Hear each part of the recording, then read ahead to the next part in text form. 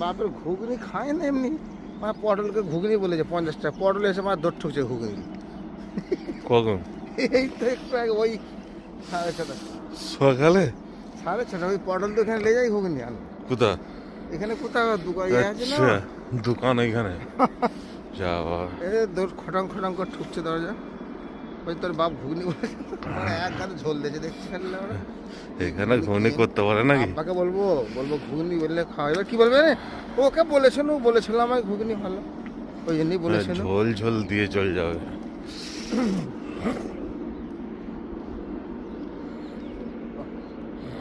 পুরো রোডে যাবি?